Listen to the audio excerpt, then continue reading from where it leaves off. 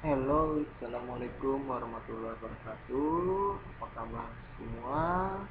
Mudah-mudahan kabar kalian selalu dalam keadaan sehat walafiat, sekalipun dalam kondisi pandemi seperti ini. Selalu jaga kesehatan dan perhatikan lingkungan sekitar, serta gunakan masker. Ya, ikuti aturan dari pemerintah untuk kesehatan kalian sendiri. Ya, selamat datang, welcome guys. Balik lagi bersama saya, Apri Nur Rahmat, di channel The Heroes Education. So, pada kesempatan hari ini, materi yang ketiga dari pembelajaran PSSM, yaitu seperti yang sudah dijanjikan ya, yaitu adalah bagaimana cara melakukan perawatan. Setelah materi ketiga ini selesai, maka nanti saya akan memberikan sedikit soal-soal, dan soal-soal itu akan saya review ya untuk kalian semua itu di pertemuan selanjutnya atau di upload video yang keempat. Nah, hari ini pembelajarannya saya harapkan kalian tetap fokus, tetap mengikuti proses pembelajaran dengan baik, dan tetap mengikuti prosedur-prosedur yang ada. Jangan lupa untuk kunjungi website kami di kelasiro.com. Di situ ada link yang nantinya, atau nanti saya akan taruh di deskripsi ya. Jadi buka aja deskripsinya di bawah video ini, sehingga nanti kalian akan menemukan link tersebut dan mendapatkan materi yang nantinya bisa kalian unduh secara gratis tanpa perlu registrasi. Nah, cukup mudah kan ya, sahabat heroes? Mudah-mudahan bermanfaat. Oke, kita mulai aja. Jadi saya munculkan terlebih dahulu slide show-nya seperti apa ya. Nah, seperti ini kurang lebih gambarnya. Saya cek dulu apakah oke, sudah muncul ya. Kalau sudah muncul, di sini ada sebuah gambar ya. Gambar ini menunjukkan sedang melakukan pengisian terhadap reservoir tank ya, atau apa ya, master cylinder.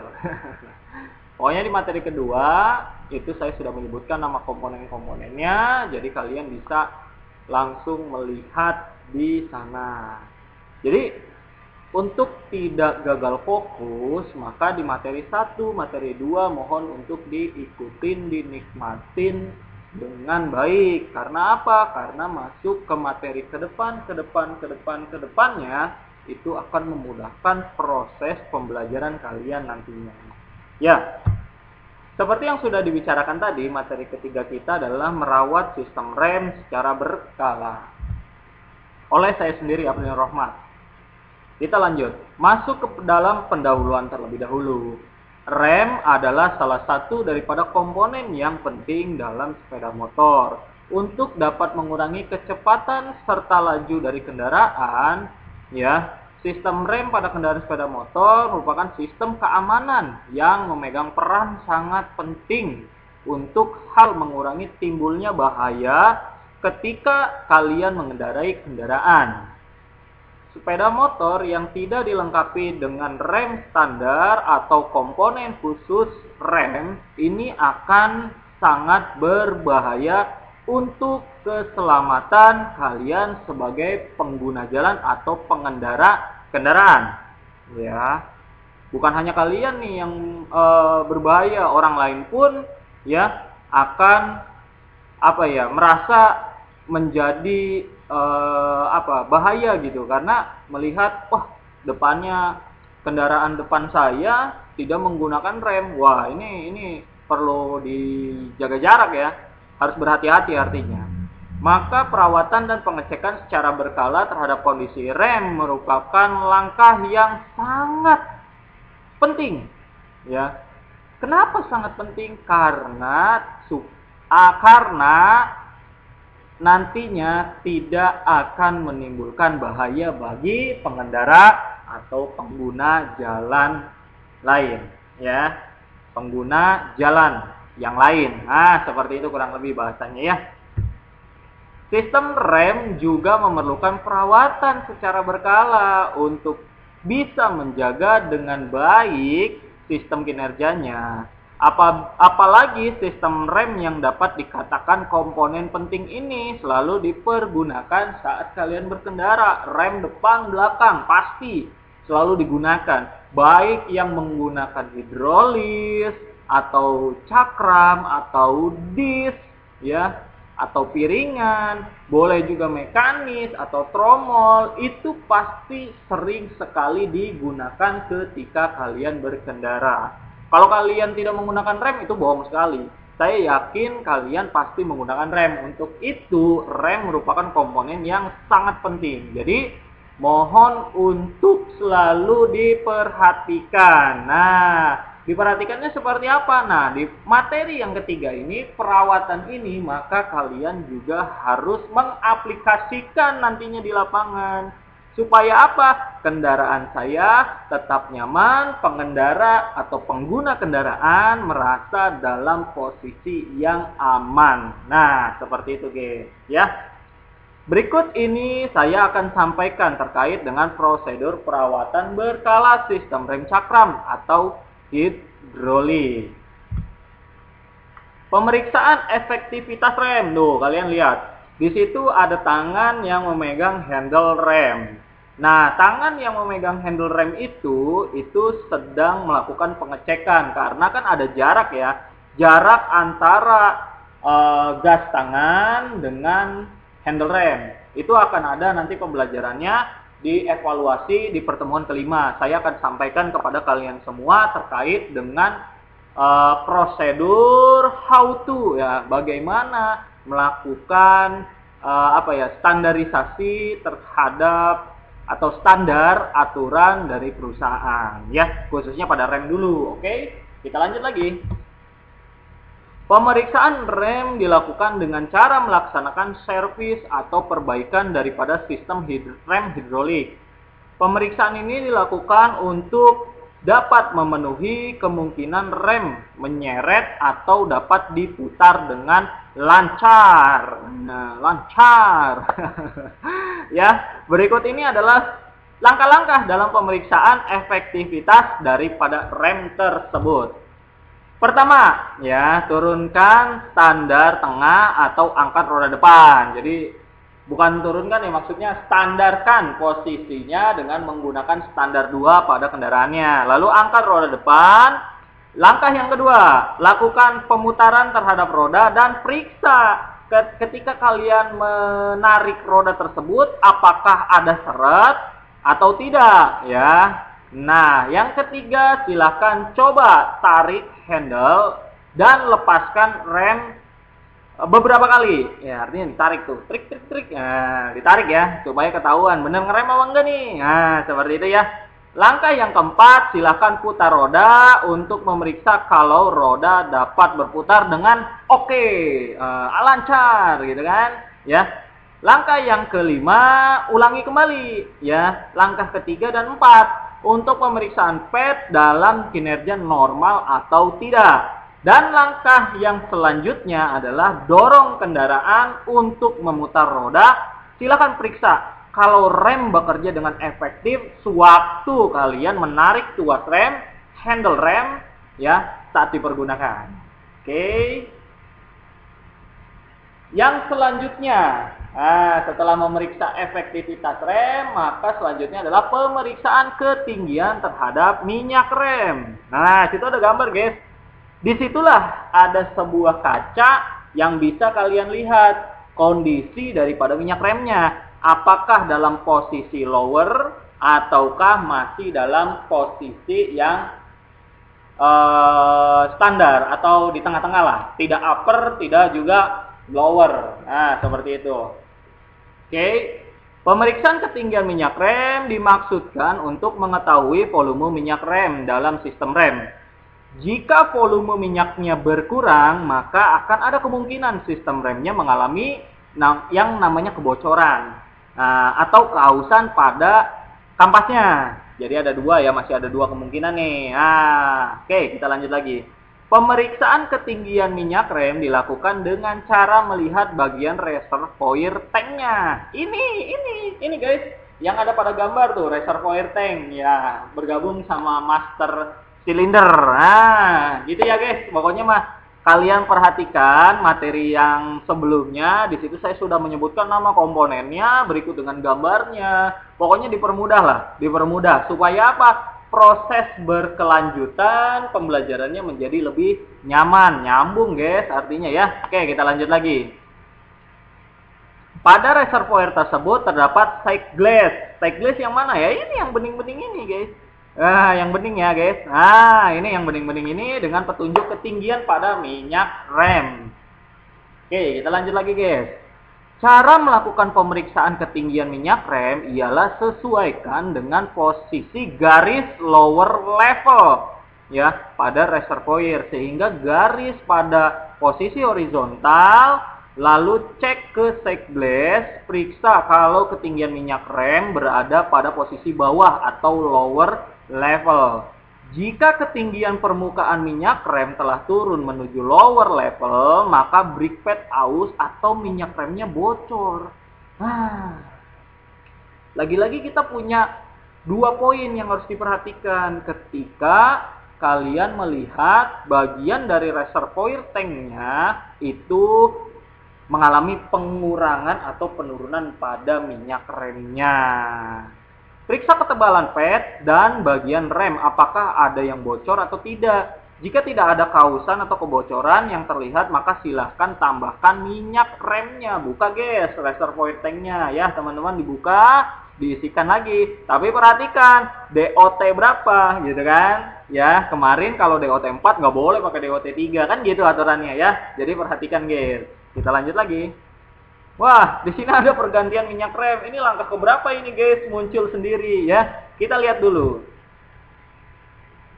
Selanjutnya, dengan melakukan pemeriksaan ketinggian minyak rem dan kondisi minyak rem, kalau perlu mengganti minyak rem jika ketinggian minyak rem berkurang dan warna minyak sudah keruh.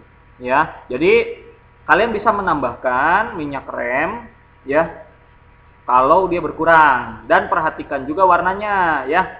Kalau sudah keruh, kuras dong. Nah, seperti itulah kurang lebih ya. Pak, saya pengen ada videonya. Wah, iya ya, saya juga mikirin guys, sebenarnya mikirin bagaimana nanti kita bisa praktik ya ataupun merekam saat melakukan proses ini guys ya. Ya mudah-mudahan nanti bisa terrealisasikan lah, baik saya ketika ada waktu ya. Maksudnya waktu di sini memang siap untuk melakukan praktik tersebut. Jangan lupa juga di subscribe dulu guys ya, supaya tidak ketinggalan. Tombol notifikasinya juga ditekan ya guys ya. Mudah-mudahan kalian semua bermanfaat. Saya pun juga memberikan informasi ini bermanfaat untuk kalian. Oke, kita lanjut lagi guys. Nah, berikut ini adalah langkah-langkah pergantian minyak rem guys. Yang pertama, putar setang atau kemudi hingga reservoir ke posisi yang horizontal. Lurus ya guys, lurus. Ya, lurus horizontal tuh ya. Lurusnya tapi bukan ke atas. Kalau ke atas tuh vertikal, lurusnya itu ke samping ya guys, kiri kanan. Oke, yang kedua adalah lindungilah bagian motor sekitar reservoir dan juga part atau bagian motor yang dicat dengan menggunakan kain lap. Jadi tutupin dulu guys bagian daripada bodi ya, supaya tidak merusak nantinya ketika kena minyak rem ya. Ketiga, lepaskan tutup reservoir tank, lalu atur katup dan diafragma pada reservoir tank. Nah, nanti ya guys, mudah-mudahan bisa terrealisasikan untuk praktiknya. Lalu lepaskan cap atau tutup air dari bleeder valve atau katup pembuang udara ya, dan semprotkan kunci dan sempatkan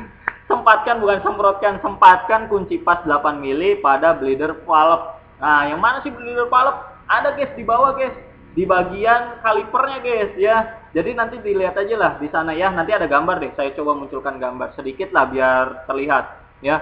Ada bayangan guys. Pasang selang yang, nah ini langkah selanjutnya guys. Yang langkah kelima, pasang selang pada bleeder valve. Lalu kunci pas, letakkan ujung selang pada tempat penampung untuk menampung minyak rem ya.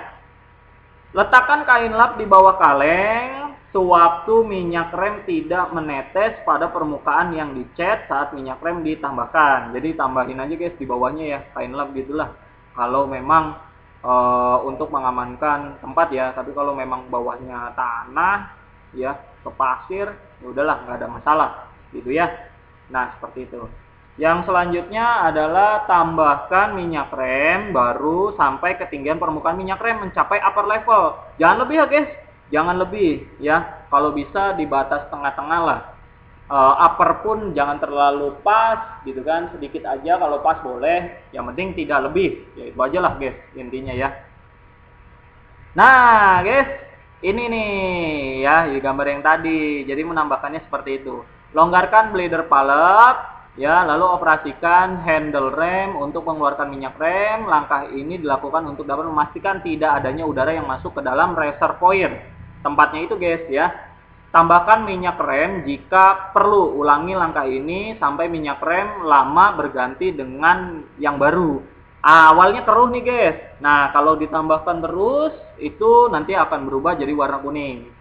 Setelah minyak rem terganti dengan yang baru, silahkan kencangkan bleeder palepnya. Nah, bleeder palep apa sih guys? Lihat nanti ya.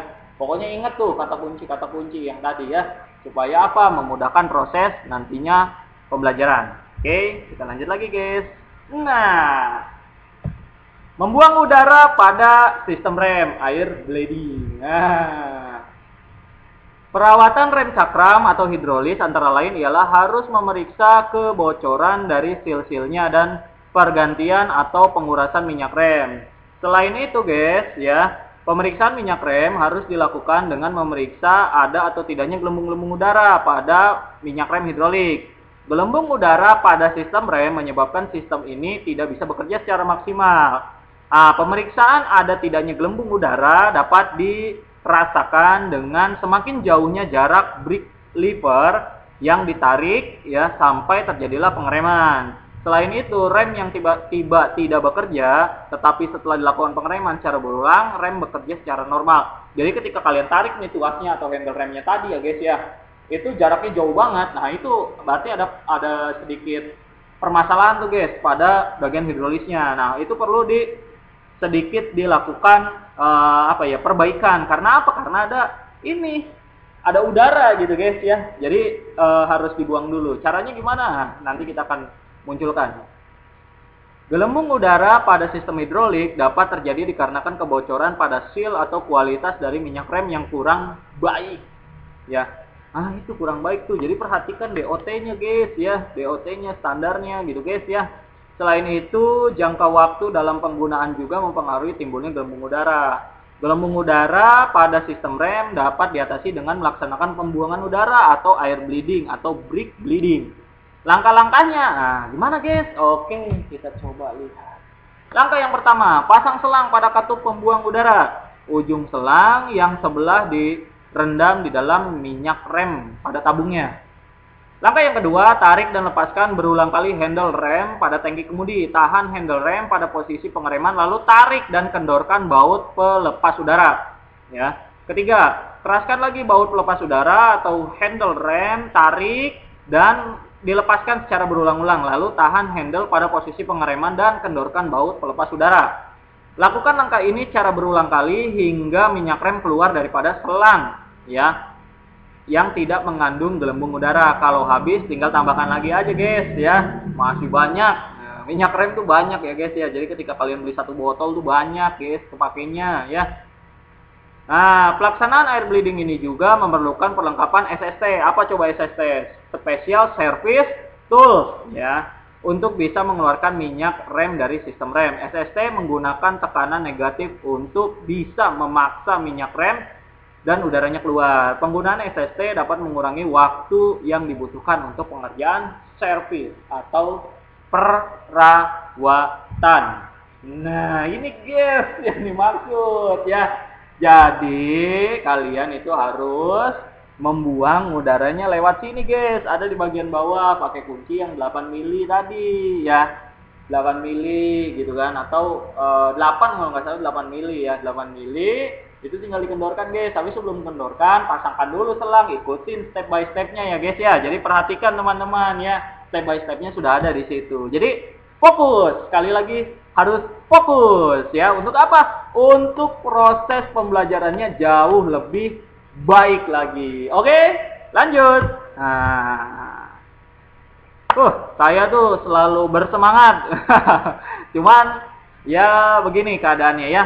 Mohon maaf kalau memang ada salah-salah kata ya seperti itu ya. Kalau misalnya memang kalian belum connect dari materi ini, maka kalian bisa mengulang di materi yang pertama. Perhatikan guys, saya belajar itu selalu berusaha untuk tetap fokus. Kenapa? Karena saya mengajar ya. Saya mengajar itu bukan hanya 1 atau 2 materi guys, tapi melainkan lebih dari 2 materi ya. Dan bahkan kadang saya suka ditukar ya, ditukar dengan materi yang lain.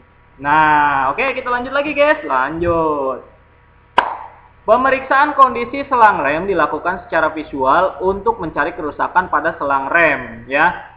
Misalnya ada kebocoran atau retak-retak. Selain itu, pemeriksaan kondisi selang rem dapat dilakukan dengan melenturkan selang rem agar terlihat ada tidaknya retakan pada selang rem. Pengujian tingkat lanjut dapat dilakukan dengan menggerakkan suspensi depan naik dan turun, sertakan pastikan selang rem tidak terjadi retakan atau kebocoran pada rem.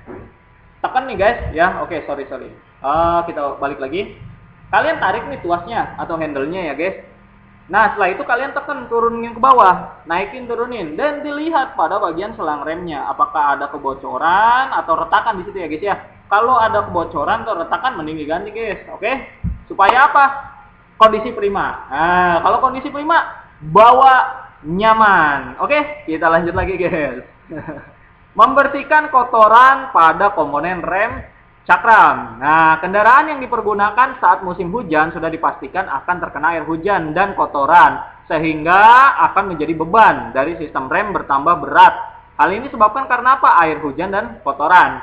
Kinerja dari rem ini akan menjadi tidak stabil. Hal ini disebabkan apa? Piringan cakram ataupun kampas pada rem menjadi licin dan mudah sekali berkarat. Ya, perawatan yang perlu dilakukan jika kendaraan selesai dipergunakan saat musim hujan. Ya. Ialah rem cakram sebaiknya dibersihkan dengan kain bersih atau menyemprotkan cairan pembersih rem ya, agar menjadi lebih pakem. Nah, tidak hanya itu, sepeda motor juga dapat dicuci dengan air bersih yang mengalir dan tidak perlu menggunakan sabun. Setelah itu lap dengan kain bersih. Pastikan pada piringan cakramnya selalu dalam kondisi yang bersih. Kotoran yang ada pada sela-sela cakram harus dibersihkan agar rem cakram tidak macet karena piston kaliper tersumbat oleh kotoran. Perawatan secara berkala juga perlu sekali dilakukan agar tidak timbul karat pada piringan cakram ataupun komponen-komponen rem cakram lainnya. Piringan cakram ataupun kampas yang sudah tidak layak digunakan sebaiknya dilakukan pergantian dengan yang baru. Oke? Karena rem cakram itu sebetulnya lama guys habisnya ya, lama sekali habisnya. Oke, piringannya lama sekali. Kalau kampasnya ya cepat karena sering digunakan, dia bergesek. Oke? Kalian kan sudah tahu ya isi dari kampas rem karena sudah kita bahas di pertemuan sebelumnya guys. Oke, kita lanjut lagi. Pad atau kampas rem yang bergesekan dengan cakram saat sistem rem bekerja. Gesekan pada cakram ini akan bisa membuat kampas rem lama-kelamaan habis. Jika kampas rem sudah habis, maka bagian bergesekan dengan cakram ialah logam. Tempat melekatnya kampas rem. Hal inilah yang harus dihindari karena akan merusak cakram itu sendiri. Periksa kondisi kampas rem biasanya hanya memeriksa sisa dari ketebalannya saja. Pemeriksaan ketebalan kampas rem bisa dilakukan ketika kalian melihat bagian alur-alurnya yang dirasa sudah mulai menipis atau pada batas maksimumnya. Nah, oke? Ya, seperti itu ya guys ya. Kalau sudah di batas maksimumnya, silahkan ganti. Karena apa? Nanti akan merusak piringan atau disc brake-nya. Oke guys? Oke, cukup ya. Kita lanjut lagi. Pemeriksaan ketebalan dan keolengan rem cakram. Nah, ini guys.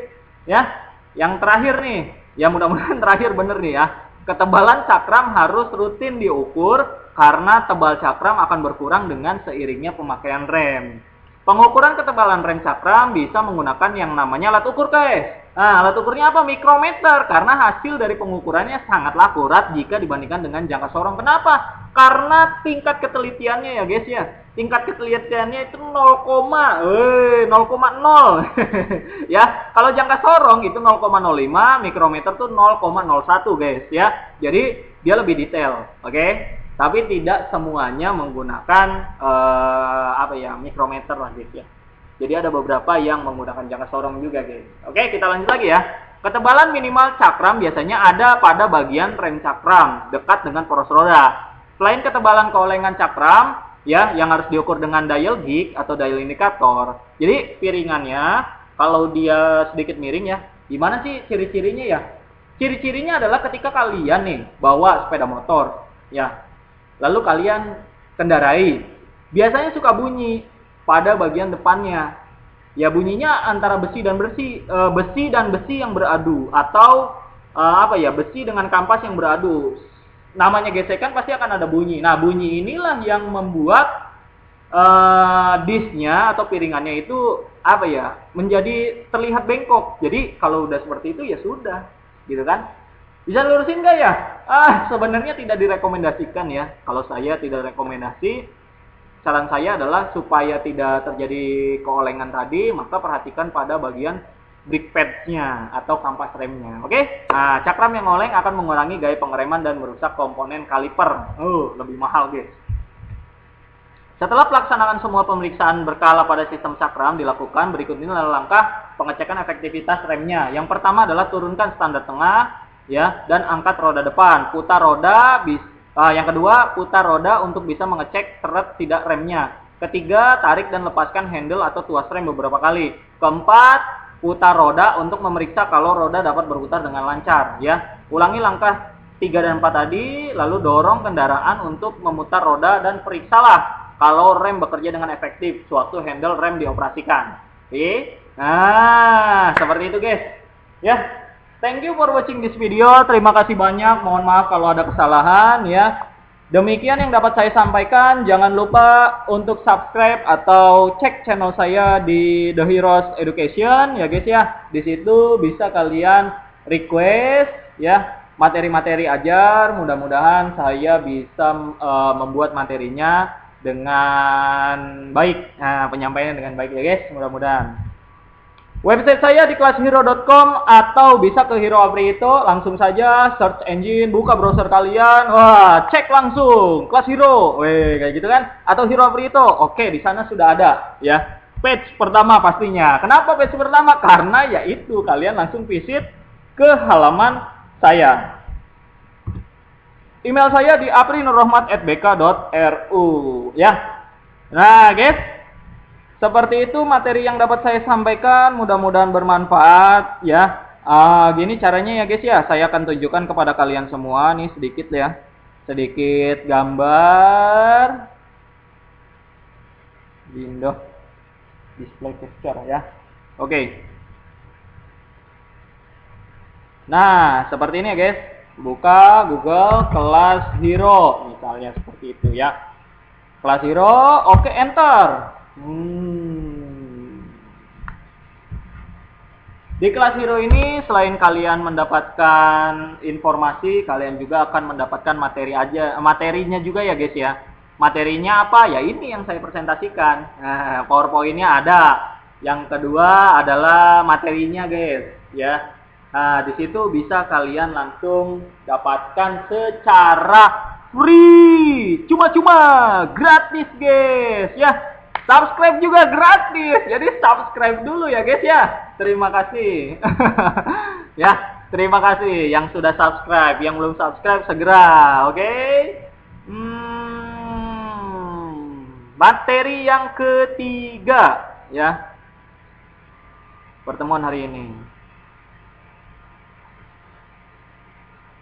Mohon maaf, guys, sedikit berat ya, karena apa ya? Ya, kurang lebih begitulah, ya. Kurang lebih begitu. Ya, tungguin aja atau sudah cukup ya. Close aja ya, kita close aja pertemuan untuk hari ini. Nah, ini guys, sudah muncul guys. Ada materi 3, merawat secara berkala sistem hidrolik. Diklik aja ya guys ya, teman-teman semua diklik saja. Di sana nanti pada postingan di sana kalian akan menemukan yang namanya download materi atau unduh materi secara gratis ya. Nah, bisa ke bawah. Nah, di sini guys ya. Materi yang ketiga. Buka. Buka dong. Oke. Saya cukupkan sampai di situ saja guys materinya. Terima kasih banyak karena mengingat waktu yang sudah cukup lama ya. Assalamualaikum warahmatullahi wabarakatuh.